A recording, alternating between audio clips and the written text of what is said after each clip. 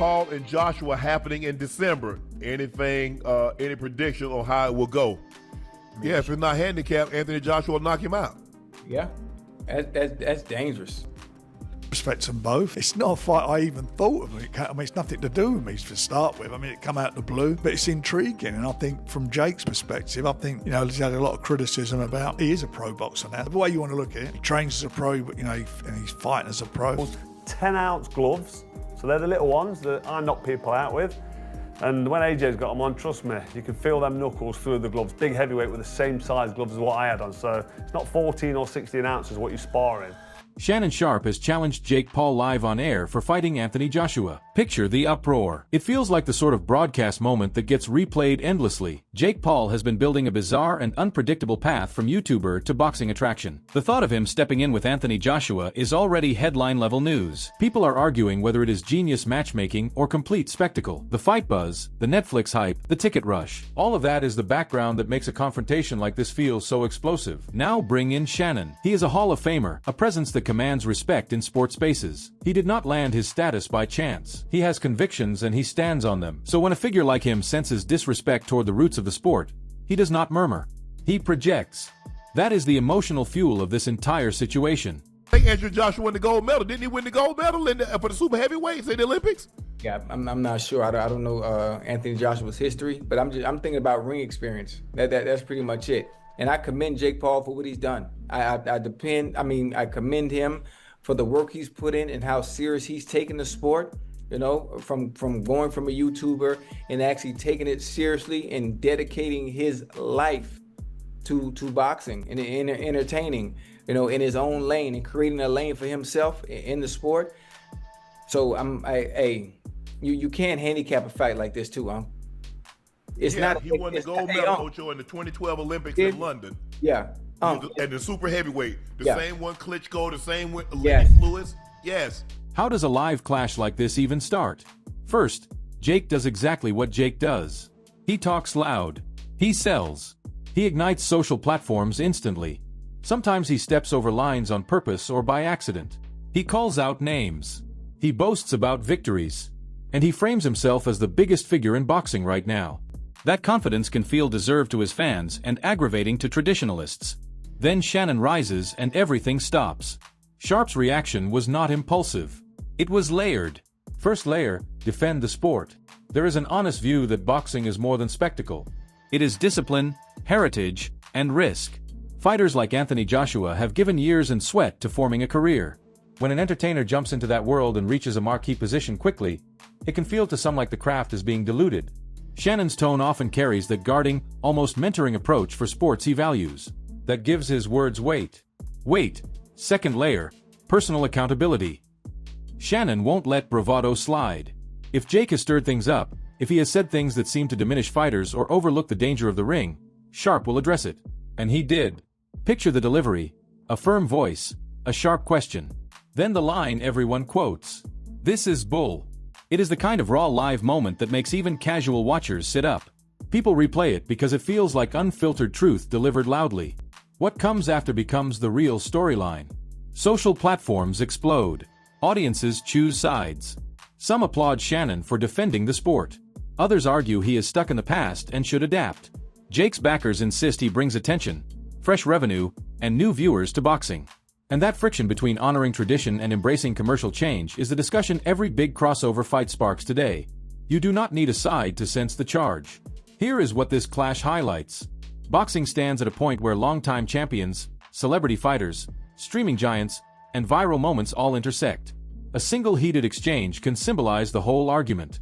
Did the sport gain because the spotlight grew brighter? Or did it lose something when the story became clicks and spectacle? That is the question fans will debate while waiting for the opening bell. At its core, moments like this do one thing consistently. They make people talk. They shift the meaning of major fights in 2025. Whether you believe Shannon was right to call things out or Jake was right to keep the momentum rolling, that burst of live tension proves that boxing is active, chaotic, passionate, and whenever sports and media collide, sparks appear. The fight was the center of online chatter for several days ahead of its official reveal.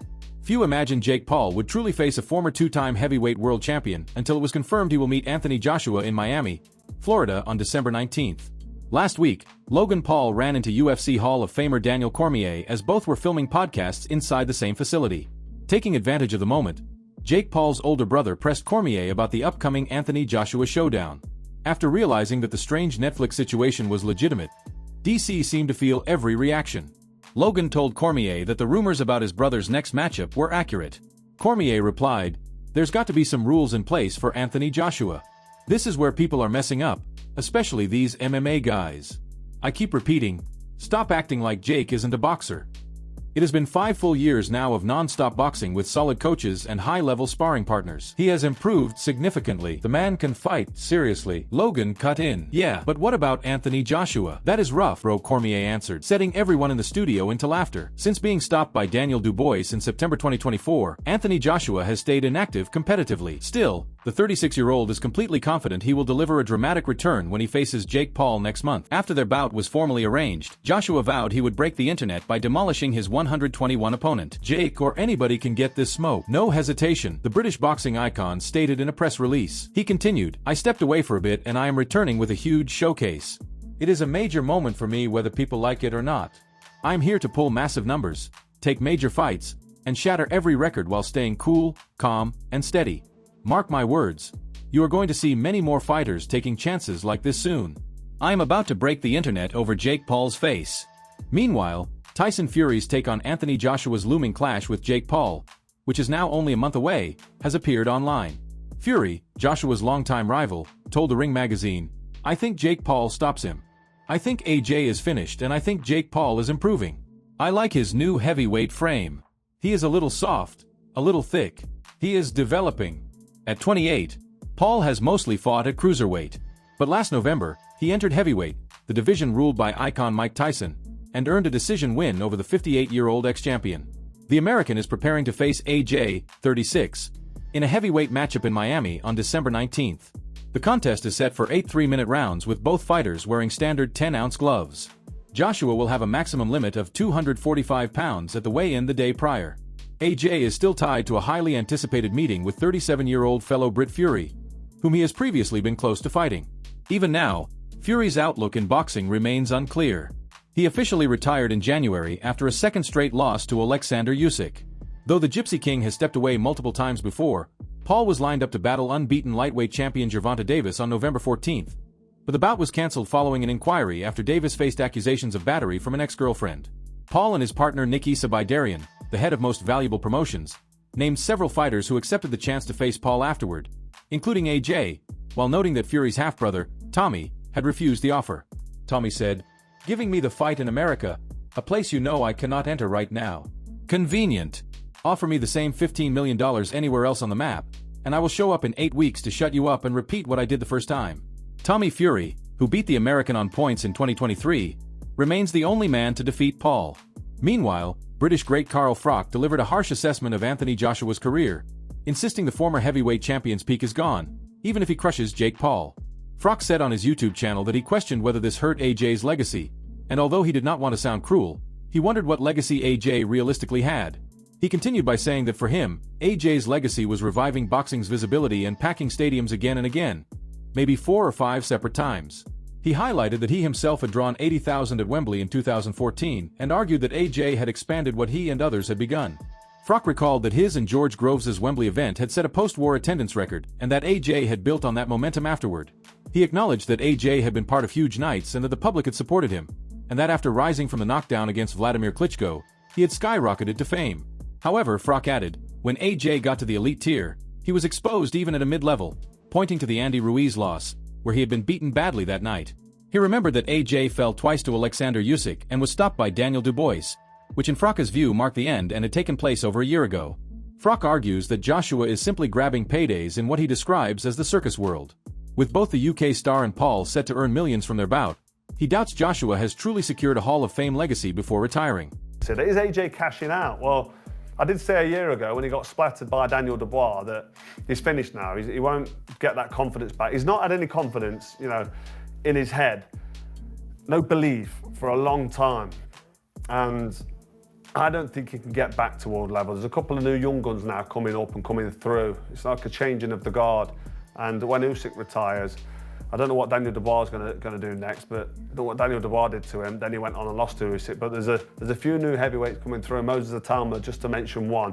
And you wouldn't start putting AJ in with any of these young up-and-comers that can punch hard, because I just don't think he's got the chance, because the ambition and the desire is going to be gone.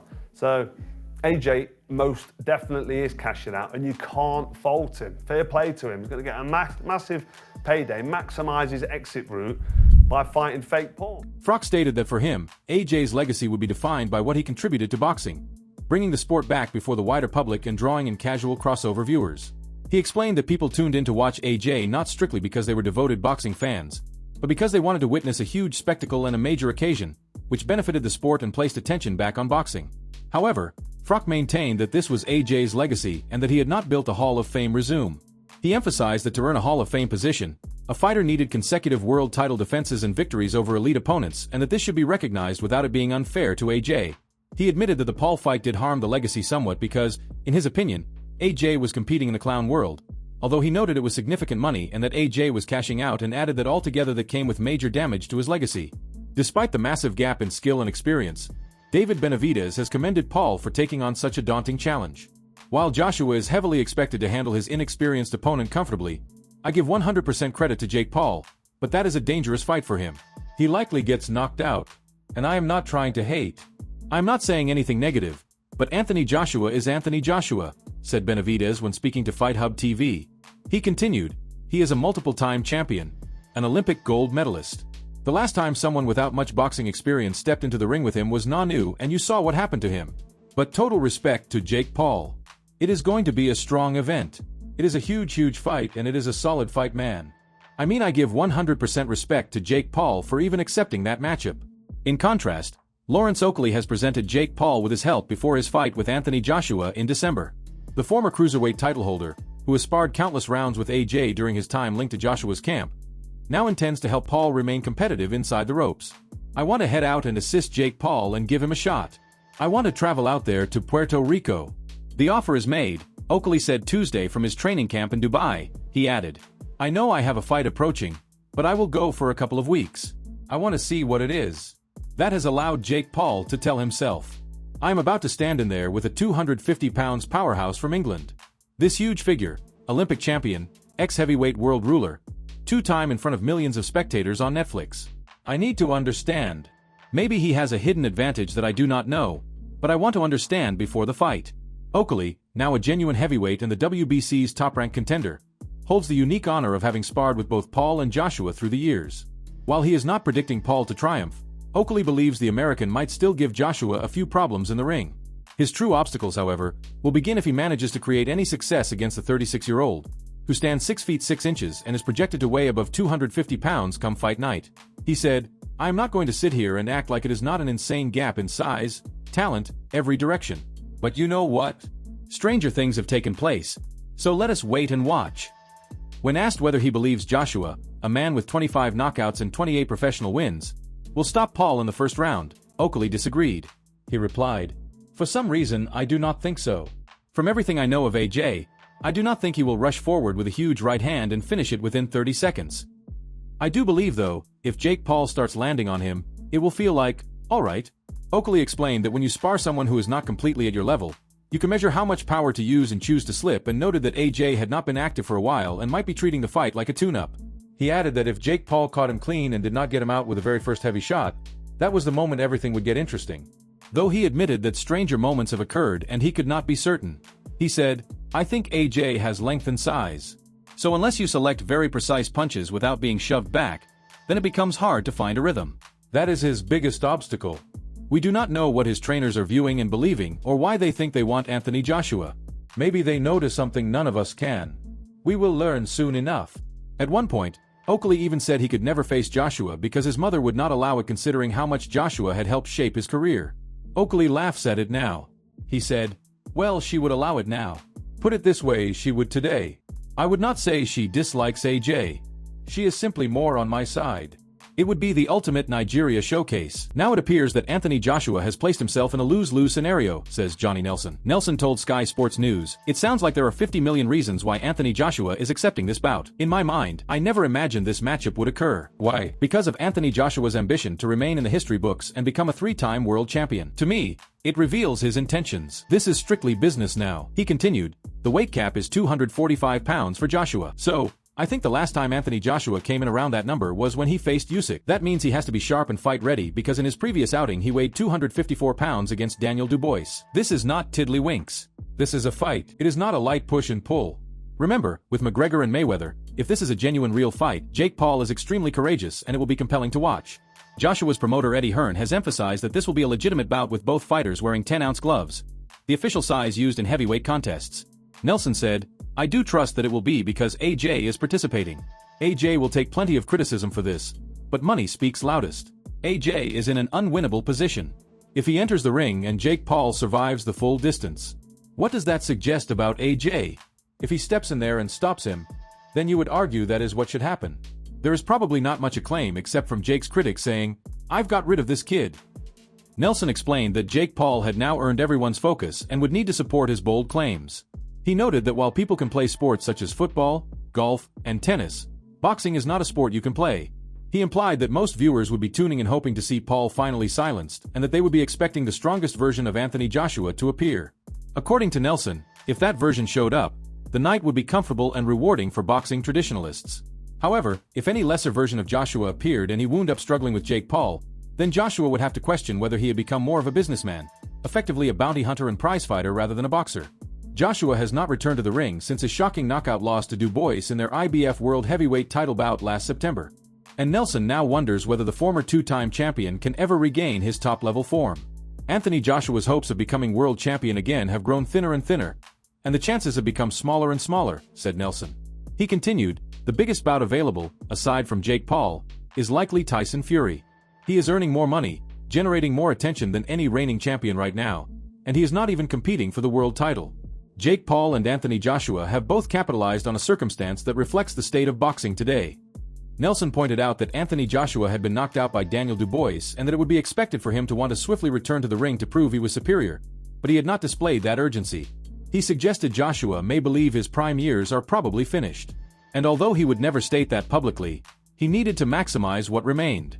Nelson added that although Joshua once stood as the world's best heavyweight champion by agreeing to fight Jake Paul, he must be aware he would face backlash from traditional supporters, yet the fight could generate around 50 million pounds or more. And if Joshua knocked Paul out, he could simply move forward. He argued that anyone honest with themselves would not decline such a chance, and that Joshua should accept the fight and proceed with his career.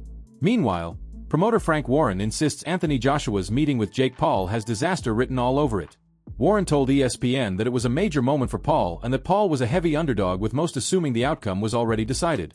He said the matchup appeared like a disaster waiting to unfold, but that people would still tune in and that it would deliver massive viewing numbers. Warren added that Joshua was collecting the payday and selecting a comfortable option, and that he would prefer to see Joshua share the ring with Moses Adama.